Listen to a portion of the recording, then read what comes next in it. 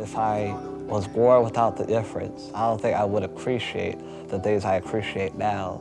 I don't think that Gabriel's ever resented me in any way, shape, or form. Today's gonna be a pretty big day for you.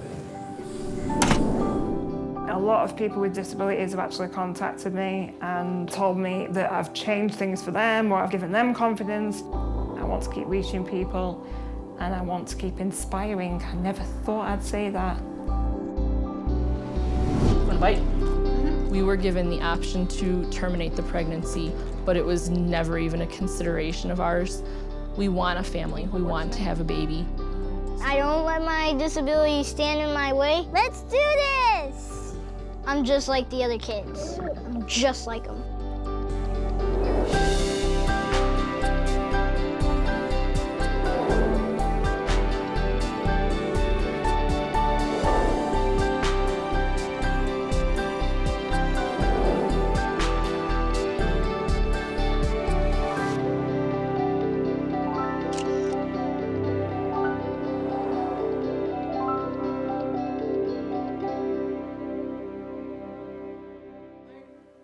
Let me know when. What's on first? Wait, what? Hayden and Gabriel Cooper are identical twins, but as they blow out the candles on their 19th birthday cake, they look very different. Are we alike? Yeah. But are we different? No, we're unique. Even though we look different on the outside, we're still twins on the inside. Before the twins were born, doctors knew that Gabriel wasn't quite the same as his brother. They only had seen an issue with one of the twins. It's weird to step outside yourself and say, oh yeah, I can raise a child no matter what, but what would that child feel, especially being a twin? Obviously, my choice was to have both of them. And when he was born, I kind of got a glimpse of him after the cesarean. It was obvious, though. You can see that he didn't have his jaw when he was born. Gabriel was born with Pierre-Robin syndrome, a condition which causes a smaller than normal lower jaw.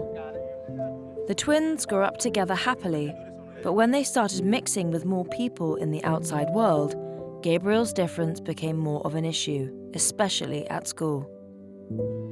When I was 12, it truly hit me that this is how I'm different. To this day, honestly, I don't really like taking photos. He was just always that student who I knew I could count on no matter what I asked him. He was always the one who would stand up and help. Gabe has got so much intelligence and so much to offer. Unfortunately, so many people don't see beyond the exterior, and that's not fair to him because there's so much behind the exterior. Many people just won't even bother to get to know. I realized people treated Gabriel differently when we were in school. The older kids couldn't figure it out because they didn't know us. So they thought that, it was cool to provoke them. That's what people did. They would like a facial difference, like, oh, he can't do it because of that, or we can't do this because of that. It's tough to get different. But those prideful moments are when I prove them wrong. And it was this attitude that helped Gabriel thrive. Our lives have been different because I've been given some opportunities regarding our physical differences, but almost every time that I've been given an opportunity, Gabriel earned it. And I think Gabriel did it way better than I could. I was only on the football team because I was lifting weights. Gabriel got offered a spot on the team because he was already running laps. He did a mile a day for like 3 months straight. I don't think that Gabriel's ever resented me in any way, shape, or form. He's motivated me, yes, but no. I had the students vote who they would choose to be named as cross-country team captain and why. And every one of them voted for Gabe. And they all said because he was so enthusiastic and his motivation, he really encouraged the others to do their best. So even when asked about his condition, it's not a condition, that's just who he is. You can't put yourself in check. But He's a twin. He's Gabriel. He has Pierre-Robin syndrome, and he's done amazing in 19 years, in spite of it. Now that I have made myself a respectable young man, they treat me as such. I do have those who just see me made fun of me all the time. And to those, I would pay no attention really. If I was born without the difference, I don't think I would appreciate the things I appreciate now. Gabriel has big plans for his future. I use myself as the next Richard Branson. You know, he's a very top dog in a lot of fields that nobody really knows, and that's how I want to be. I want to be so known, I'm not known. I'm the guy in the back who everybody's like, where did this come from? Oh, I did that. Who thought of this way? I did. But I'm not right there to say that because I'm too busy thinking of a new idea to give out. Definitely somebody who can do that in the fields of gaming. I want to become a person who gives speeches on how well I code or how well I script, you know, stuff like that. But now Gabriel's future could be looking very different. I have been given the opportunity to go to New York and have a procedure done that will change the perspective of how people view me and my difference. Gabriel has been offered an operation to change the shape of his jaw. And while the news is exciting, there are some mixed emotions. I don't want Gabriel to feel like this surgery is to make him look like Hayden, as if how he looks is wrong and Gabriel's the right side. Yes, you're identicals. That is genetically true. That is chromosomally true. But I think Gabriel will look like Gabriel, but different. I don't know how to explain it. I just know that there is no part of me that feels that one should look like the other. Honestly, I don't know if I want my brother to look like me because I don't know if that's what he wants to look like. I'm 98% sure Gabriel's gonna be cool with whatever is the end product. It makes me a little apprehensive only because of his apprehension. I'm thrilled for the possibilities, for the prospects of what this could do. Some people need things not because they want to fit in. It's because they're tired of standing out for the wrong reason.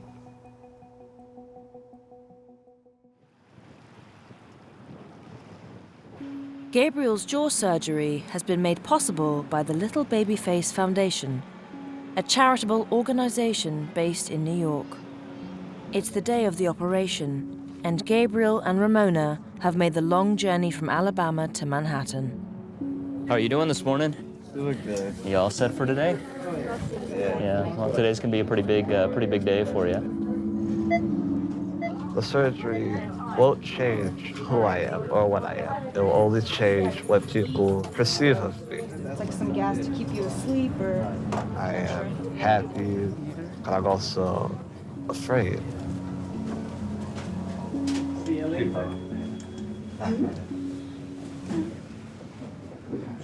Who got the worst?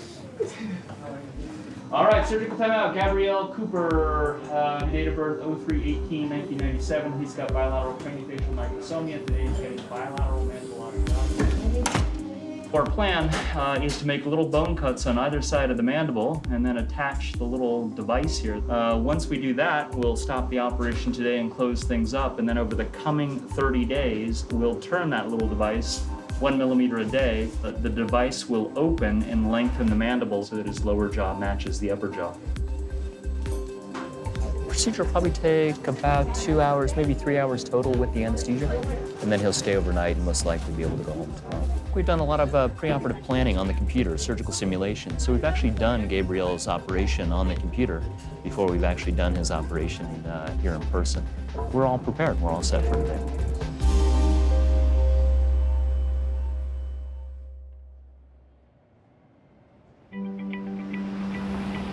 A month later, the difference in Gabriel's jaw is easy to see. Thus far, yes, the results seem to be what we were aiming for and the reason for the surgery. Today is our final visit of this phase or this stage of this distraction in New York with Dr. Warren. The distraction devices that we placed at the time of Gabrielle's first operation are activated for 30 days. Once the activation's complete, the mandible needs to heal for 8 weeks, kind of like if you broke your arm, you wear a cast for about 8 weeks. And now those 30 days have passed, Gabriel awaits Dr. Warren's verdict. Hi, how you doing? Good to see you. Yeah. Hi, welcome back. Good look at your upper-lower jaw relationship here. And then close, Yeah, that is amazing. We use the same incisions to remove the devices 8 weeks from now. So this is really good. I'm very optimistic that we will have accomplished our goal, which is to have brought your jaw forward far enough. All right, you've done really well. Thanks a lot for taking good care of him. So, no problem.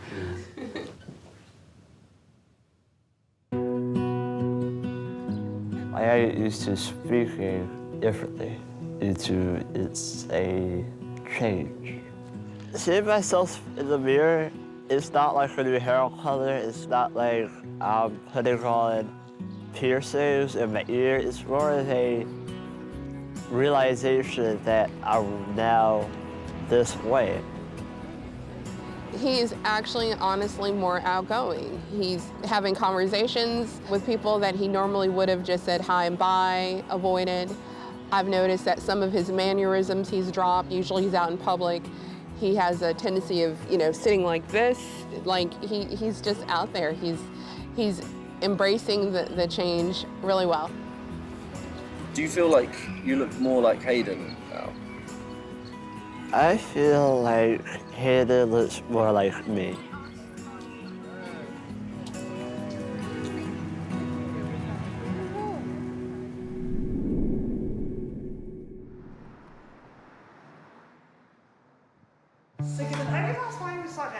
I don't think I am inspirational. I just kind of get on with things how I feel that I should. Just an everyday kind of gal that has just played the hand that I've been dealt.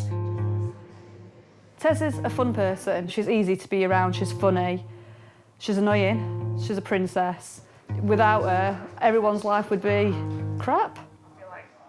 At 18 months old, Tessa's parents took her to the doctors because she wasn't crawling or walking. They actually told my parents I was a lazy baby. I then had a muscle biopsy and they found out that I got spinal muscular atrophy type 2. It's a muscle wasting disorder. It makes me incredibly weak. I can't stand or walk.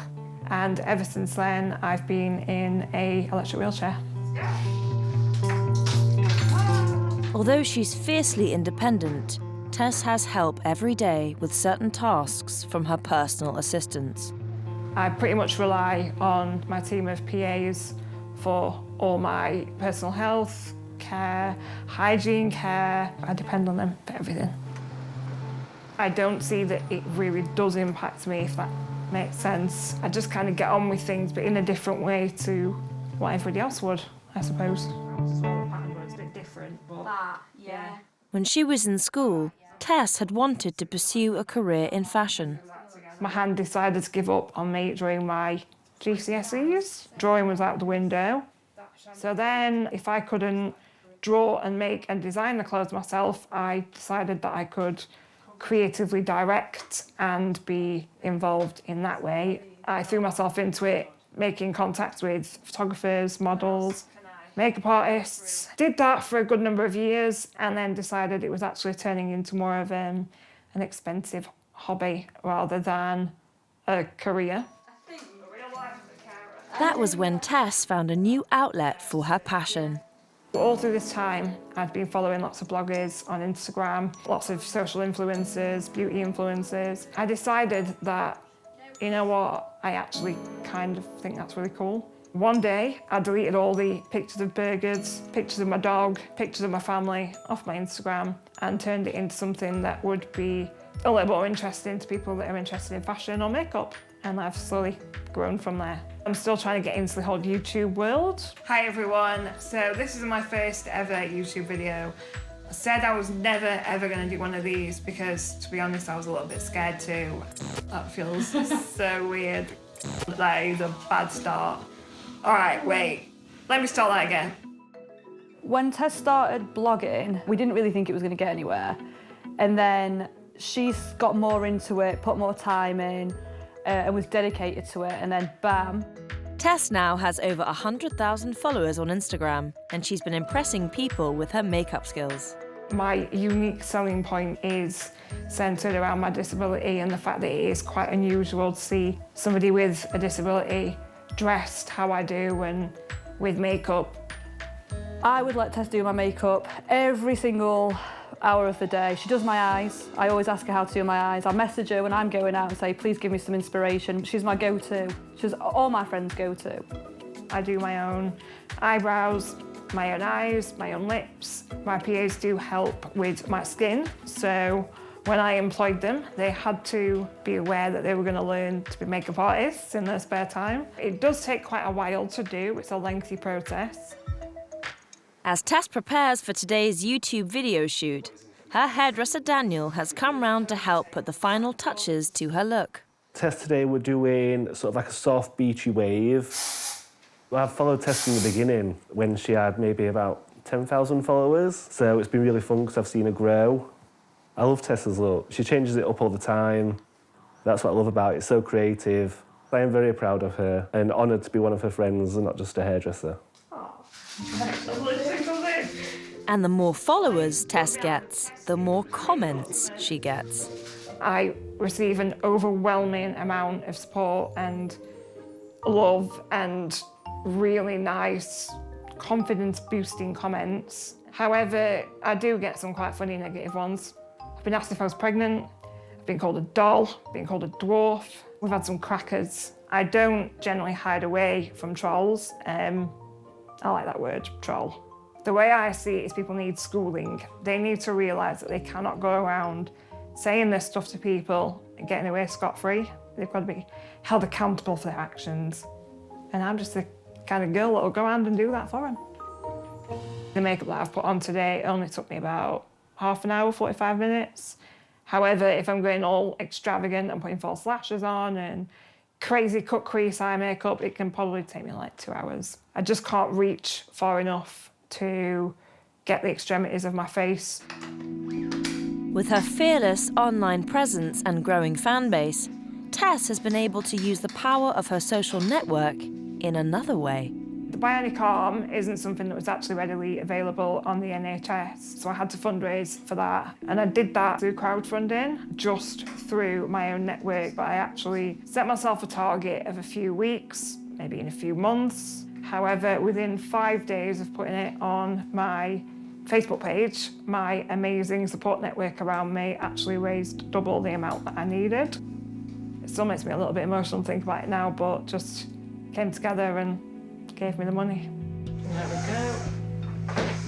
Ta-da. The arm's improved my life in a great number of ways. I don't actually wear it out of the house because it's quite big and cumbersome, and I'm already a spectacle enough without having this rod stuck on the back of my chair.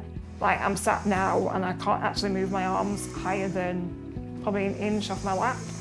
So the arm, I can raise my hand over my head, I can scratch my nose, I can pick it if I want to pick it, I can feed myself, and that might not sound like a big thing to an everyday average person that can do all this, but it's life-changing. Scratching your nose is life-changing. And the mechanical arm isn't the only way that Tess's life has changed. I would say that Instagram blogging has changed me a little bit. It's given me a lot more confidence. I mean, I had oodles of confidence before anyway. I've never been particularly lacking in that department. A lot of people with disabilities have actually contacted me and told me that I've changed things for them or I've made them see things differently.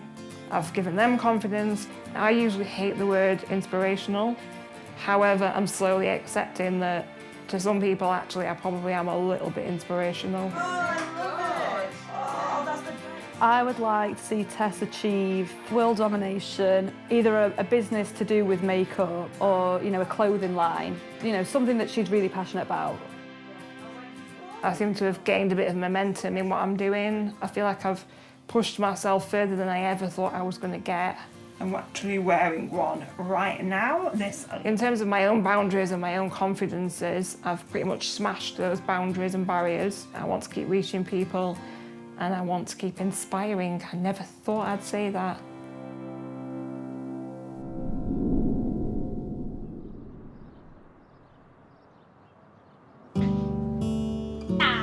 Gotcha. Shirt out or in? Linda and her son Timmy have a very special bond. They understand each other's struggles in a way nobody else can. Timothy and I both were born completely without arms. All right. My parents were never really given a name for the condition that I had. It wasn't until I gave birth to my son, Timothy, that I found out that they are referring to the condition that I have as Holt-Oram syndrome. It's more commonly known as heart-hand syndrome because it affects the fetal development of both the heart and the upper extremities. So you can get your homework done with Daddy while Mommy's at class, right? Okay, you ready to go? Holt-Oram syndrome affects 1 in every 100,000 people. And while Linda and Timmy have both learnt to cope with their condition, they've had to battle through setbacks and hardships. My parents were told to just take me home and treat me like they would any other kid. When I was growing up, I didn't have a lot of resources to go to. I felt very much alone in the world, not knowing other people that were like me. Let's put our things away here. But Linda's life changed when she met Richard. Hey guys. Hi, hun. Hi, Daddy. How's it going? Good, how are you? How was your day? Good. I met my husband, Rick, in 2003 at a fitness center that we were both going to, and we have like a little joke about that neither one of us was really going to the fitness center to get fit. We both had the same reason for going, but it was not about exercise. I saw that she had a very strong personality, and that was very attractive to me. Someone that knew how to do right and was not afraid to do the right thing. Probably the most challenging thing in our relationship when it comes to my disability is having to depend on someone else. Can you pass me the hummus chips that are in that thing over there? Helping her get dressed every day was the most unusual part of the relationship. In most relationships, people don't have to help their partner get dressed from bottom to top every day, other than the usual zip up my dress or something along those lines. Want a bite? When it came to Richard and Linda starting a family, they were faced with a 50-50 chance that their child would be born with Linda's condition. When we were going through all the medical procedures and going through all the checkups, we were given the option to terminate the pregnancy, but it was never even a consideration of ours to end it because we want a family, we want to have a baby. Timmy had severe heart problems when he was born. His early months were defined by emergency surgeries and intensive care. He presented some problems with feeding. When they would try to feed him, he would vomit. So they did a surgery to put a feeding tube in. His first year of life was pretty touch and go. It was a lot of work just to get him to grow. After that, any little thing seemed scary. Like anything that would go wrong, it was like, is this going to be the end? Is this the thing that's going to start that spiral downward into something that we won't be able to come back from?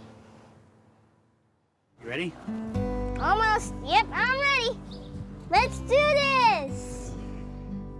As he's been growing, he's gotten stronger.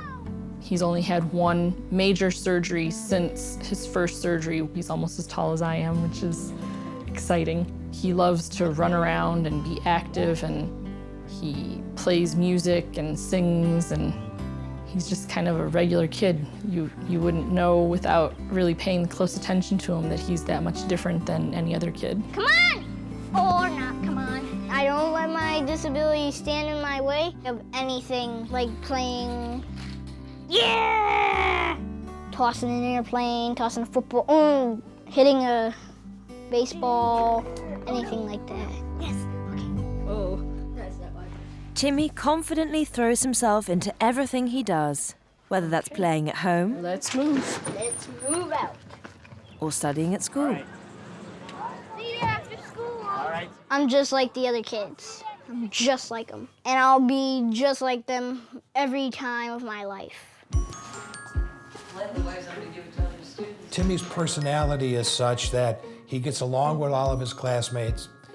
They get along very well with him. They accept him for who he is. They help him out when he's needed to get some help. They play along with each other. I think the kids don't even recognize that Timmy has some special needs. He's unique and he's not like other kids. He's very generous and kind. He's one of the nicest people I've ever met.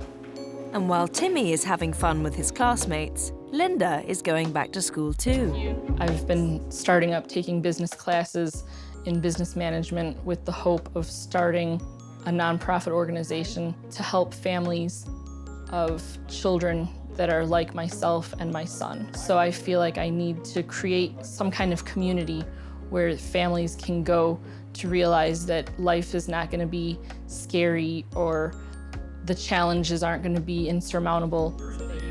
I think that the word courage is often misused. I hear the word courage used in terms of a professional sports team where some player gives an exceptional effort. I hear courage used in a corporate context, and I think that diminishes the word courage. Courage to me is someone who has a significant obstacle in front of them, and they overcome that because of an internal drive to be better and to do more than where they are now. Linda clearly exemplifies courage in that finer and more precise definition. When they're not impressing academically, Linda and Timmy remain active and have fun, and they like nothing better than visiting the local pool.